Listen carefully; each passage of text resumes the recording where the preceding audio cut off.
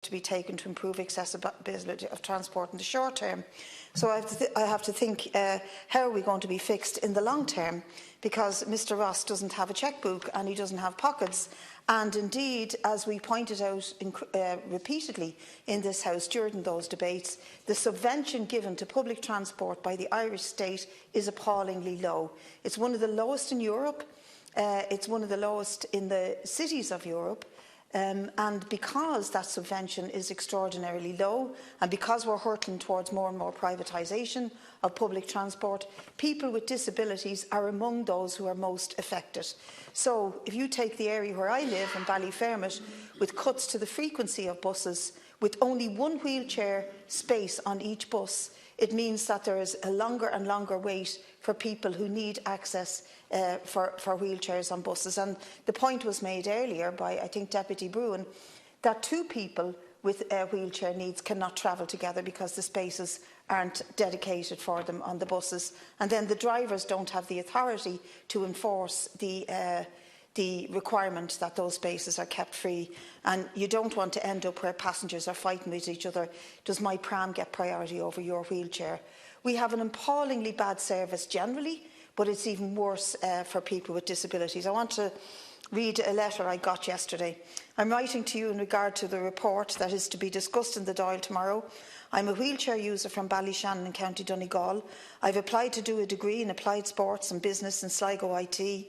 Bus Air and Customer Service has told Sligo that it has no accessibility on the route between Ballyshannon and Sligo. I'd like to ask that you speak on my behalf tomorrow. I survive on a disability. I suppose you suffer on it too. I survive on a disability allowance and do not have a car. I rely on the goodwill of family members to take me shopping, to go to the doctors, to go to physiotherapy, etc., as do lots of other people in my situation. Under the Equality Act of 2000 to 2004, I should not be discriminated against. I should be able to use public transport to meet my needs. In this case, I would like an accessible bus to be put on route 480 from Ballyshannon to Sligo return so that I can independently attend college. I have started a petition to achieve this and am trying to highlight the need for accessible transport nationwide. It is unfair that people with disabilities, where the route is accessible, have to give 24 to 48 hours notice to book a place. Wheelchair users in Ireland are not treated equally and often hide away in their homes because society has put up so many barriers against accessibility. I hope that you will stand up for people on this human rights issue and equality for all and help bring down the barriers. That's from Vicky Matthews in Ballyshannon.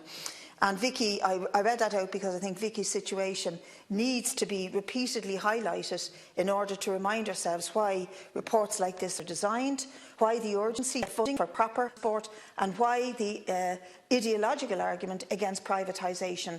I think it's in this report that private bus routes have no compunction on them to provide disability access. That is outrageous, and there are many private companies that have the licence to go up and down this country on our main routes and don't provide disability access or wheelchair spaces for their passengers.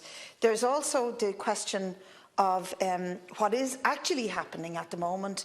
And there are many areas where we're running campaigns to stop the destaffing of DART stations. They are taking the security and the human being out of the DART stations and out of railway stations because they're trying to be, all tickets and machine ready for people to just move in and out without staffing them. That's a crazy manoeuvre to put in a situation when we are trying to facilitate people with disabilities. We have to stop destaffing the train stations and the DART stations and have human beings accessible to people with disabilities who need them. And the father of one disabled daughter makes the point to me that frequently the lifts in stations are broken and they often have to call the fire brigade to try and get them fixed or to get people out of them because the maintenance is so appallingly bad.